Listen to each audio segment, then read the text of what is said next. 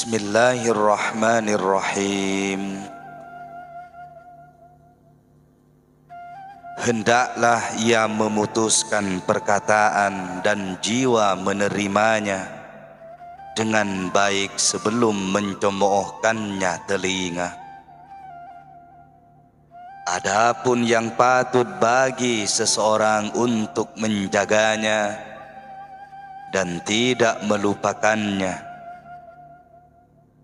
hendaklah tidak berbicara dengan sesuatu yang tidak ada faidahnya,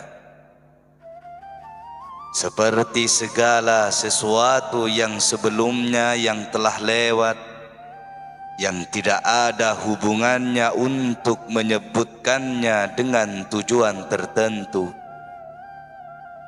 Oleh ahli ma'rifat mengatakan perkataan seperti ini: al-kalamul mayyit, perkataan yang telah mati. Hanya saja berhabis-habisan dalam hal ini orang yang ahli ghaflah, orang yang lalai, dan orang-orang yang punya akal lemah. Hanya saja orang itu memperhitungkan perkataannya yang disentuh oleh kebutuhan. Di antaranya dikatakan, meninjau satu kesalahan adalah dua kesalahan, dan perkataan masa yang lampau menghabiskan masa. Dan menjauh dari perkataan yang menggerakkan jiwa dan menimbulkan kejahatan, karena jiwa-jiwa itu adalah saling tinggi-tinggian dengan jiwa yang lain, dan sebagaimana merasakan dengan hal ihwal sebagian, maka bila mana timbul dari seseorang perkataan yang pada lahirnya adalah baik, akan tetapi dia timbul dari jiwa berontak dan nurani yang buruk, akan menggerakkan jiwa yang sama atau setaraf dan menimbulkan keburukan. Ketahuilah bahwa hawa nafsu itu menggerakkan hawa nafsu dan menimbulkan kejahatan. Karena hawa nafsu itu tersimpan dalam jiwa seperti tersimpannya api dalam sekam. Jika ia menerima tiupan bergerak, kadang seseorang itu jadi terhormat, sehingga ia menghadapi orang dengan hawa nafsu, maka bergeraklah hawa nafsunya. Demikian pula turunnya perkataan dari pembicara sesuai dengan hal ihwal batinnya dalam ketenangan dan keberangasan yang tidak ada hubungannya dengan hal ihwal batin, dan timbulnya kalimat dan lafaz. Tidaklah Anda lihat bahwa seseorang melontarkan perkataan kepada temannya pada lahirnya adalah kasar dan celaan, tetapi ia dari jiwa yang baik, maka tidak membekas dalam jiwa yang diajak bicara dan tidak mengganggunya. Dan perkataan itu sendiri bila timbul dari jiwa yang berontak, dari lubuk yang buruk, akan menggoncangkan yang diajak bicara dan menggerakkan kejahatannya. Maka hendaklah seseorang menjaga hal itu dari dirinya dan orang lain, demi membenahi dan menenteramkannya. Dan dari yang sebaik-baiknya yang dikatakan di dalam penjelasan rahasia perkataan itu adalah perkataan Sayyidina Ali bin Abi Thalib radhiyallahu an. Sumber perkataan itu adalah hati, dan gudangnya adalah pikiran, yang memperkuatnya adalah akal, dan mengungkapkannya adalah lidah, dan bentuknya adalah huruf-huruf. Jiwanya adalah makna atau tujuan dan arti, dan perhiasannya adalah ungkapan, dan aturan atau susunannya adalah kebenaran. Ketahuilah bahwa pengaruh perkataan itu di dalam jiwa pendengarnya sesuai menurut keluarnya dari jiwa pembicara. Maka jika perkataan itu timbul dari kekuatan jiwa, ia memberi bekas kepada pendengar, bekas atau pengaruh yang kuat. Apabila keluar dari jiwa yang lemah, memberi bekas atau pengaruh kepada pendengar, pengaruh yang lemah, maka oleh karena itu seyogyanya bagi setiap orang agar menimbang keadaan jiwanya sebelum mengeluarkan perkataan, agar timbul perkataannya dari jiwa yang tentram, melunakkan pendengarnya dengan perkataan selembut-lembutnya untuk menarik hatinya dan menggembirakan dia dan tidak membuatnya marah.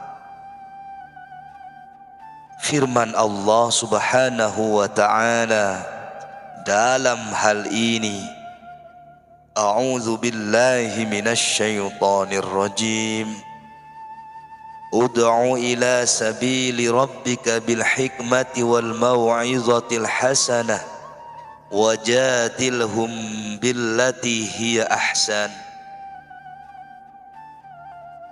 Ajaklah oleh kamu ke jalan Tuhanmu dengan hikmah dan nasihat yang baik, dan debatlah mereka dengan yang lebih baik. Firman Allah Subhanahu wa ta'ala yang lain, A'udzu billahi minasy syaithanir rajim. Idfa' billati hiya ahsanu fa idzal ladzi bainaka wa bainahu 'adawatun ka'annahu waliyyun hamim. Bantahlah dengan yang lebih baik, maka apabila antaramu dan antaranya ada permusuhan, seolah ia sebagai teman sejati. Al-Quran Surat Fussilat ayat 34. Lalu lihat firman Allah Subhanahu wa ta'ala, A'udzu billahi minasy syaithanir rajim. Wa ma yulaqqaha illa alladzina sabaru wa ma yulaqqaha illa dzu hazzin azim. Dan tidak menjumpainya melainkan orang-orang yang sabar, dan tidak menjumpainya melainkan yang mempunyai nasib yang benar.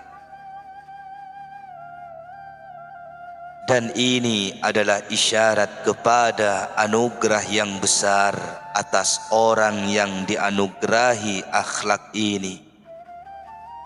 maka pahamilah dan berupayalah untuk berakhlak dengannya, karena ia adalah akhlak orang-orang khusus. Maka marilah lihat wahai saudara kepada akhlak yang mulia, maka berakhlaklah engkau dengannya dan berlombalah atasnya. Maka gaulilah manusia dengan sebaik-baiknya, dan hati-hatilah akan berontaknya nafsu itu. Maka nafsu jika berontak, ia kembali kepada karakternya, maka cenderung kepada kejahatan dan menampakkan keburukan. Apabila dia rela, dia puas atau lapang dan siap untuk mengeluarkan kebaikan, tinggalkanlah perselisihan dan pertengkaran semampumu secara batin dan lahir. Maka jika tidak mampu dengan batinmu, maka dengan lahirmu. Dan berbuat baiklah dengan kawan-kawanmu dengan kebaikan. Maka sungguh bahwa perselisihan itu adalah pokok kejahatan atau keburukan dan petaka. Ia sebagaimana dikatakan, perselisihan itu menggoncangkan permusuhan, dan permusuhan itu menyebabkan bencana. Maka wajib atas kamu wahai saudara, dengan berukun atau bersetujuan dan menenteramkan hawa nafsu. Maka bahwa hati-hati jika bersetujuan jadi gampang kebaikan, turunlah keberkatan. Berkata Ali bin Abi Thalib radhiyallahu an, biasakanlah dirimu dengan niat yang baik dan maksud yang indah, niscaya engkau mencapai dalam usaha-usahamu keberhasilan. Maka kadangkala niat itu lebih bermanfaat daripada amal. Dan perhatikanlah untuk membenahi perselisihanmu, niscaya engkau tepat dalam bimbinganmu dan perkaramu. Maka ilmu itu dengan belajar dan tabah dengan berbuat ketabahan. Maka hendaklah seseorang menjaga pembicaraannya.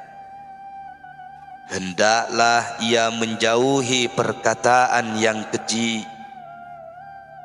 Janganlah mengucapkannya atau menceritakan dari seseorang, karena keaibannya dalam waktu dekat atasnya bukan untuk dia. Demikianlah seyogyanya bagi seseorang untuk mengekang perkataan dalam keadaan dengki dan marah. Oleh karena perkataan ketika itu kepada kesalahan lebih dekat, karena terperanjatnya jiwa dan gejolaknya. Akan tetapi ia bersabar sehingga tenang hatinya dan hilang terperanjatnya.